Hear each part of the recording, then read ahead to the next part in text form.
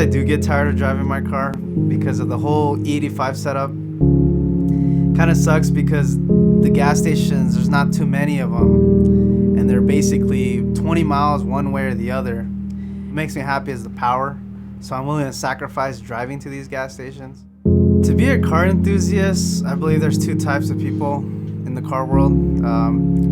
There's a person that's not a car enthusiast that just drives a car from point A to point B. And the car enthusiast is a person that's driving on the freeway and sees another modified car and notices it, and you appreciate it. Even though that's not your car, you still appreciate it that the guy modified it in his own unique way.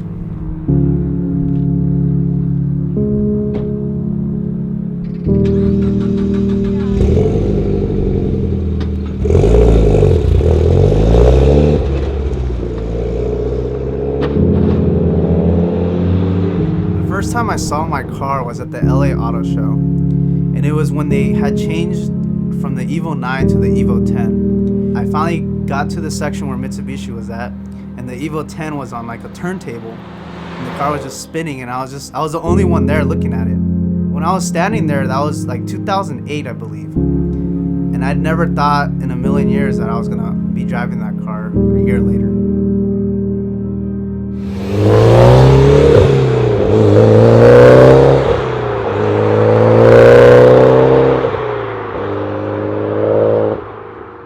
My name's Alex, and I drive a 2008 Evo 10. The build behind this car was basically to be a daily driver and able to take it to track days like Big Willow at Willow Springs, and to have a very simple look as well.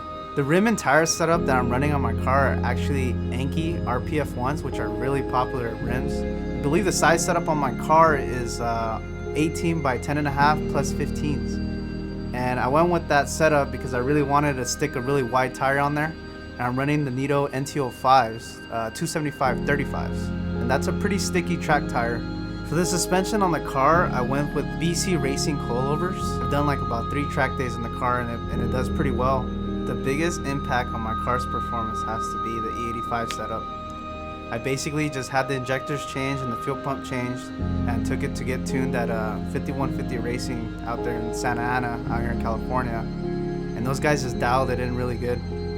The car runs strong, and the power is very consistent. It just pulls nice, and it's enough power to have fun on the track. I totally recommend that anybody that has an Evo to do that. The hardest thing that I did myself on the car was I installed the clutch master cylinder, an aftermarket one, and this actually sucks. I believe the car had like 38,000 miles, and I was driving it one day at a light, and I pressed the clutch in. When I pulled out the clutch to take off, I noticed that the clutch never came back. It just stayed on the floor, and I was like, that's not good. And I ended up finding out that I broke the clutch master cylinder in half, and I found out too that it was made out of plastic, which was a very big disappointment for me. But I changed it to an aftermarket one, and it literally took me 2 days to replace it, but we finally got it in. We actually had to take the Recaro out to install it, but we got it in. And that was the hardest thing I ever did on the car. Well, what made me choose my car was my cousin actually drove a Evo 9, and he brought it over to my house one day, and I asked him if I could drive it. And when I drove it, I was like, dude, this car is so spacious.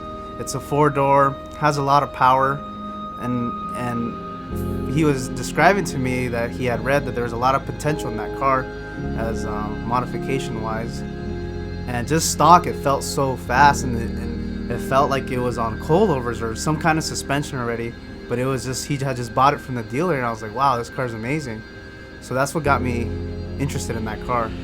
My favorite aesthetic of the car is the rear end, the big tires dropped on coilovers with the wide body. The car has a wide stance, and it looks so aggressive. It looks like a track car, and it just looks like it's ready to rip a turn. I feel like the Evo 10 and the Evo 9 and the Evo 8 are very, very popular cars due to the fact that they respond to power mods and suspension mods very well. Put basic bolt-ons with a tune and easily get 60 to 100 horses on the car, and it's very responsive.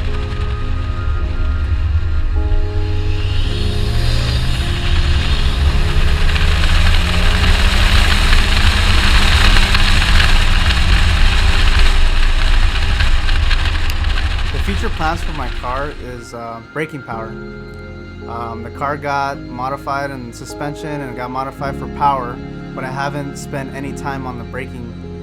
It does have good brakes with Brembos, but I want to upgrade to racing pads, racing brake fluid, and steel braided lines for more stopping power.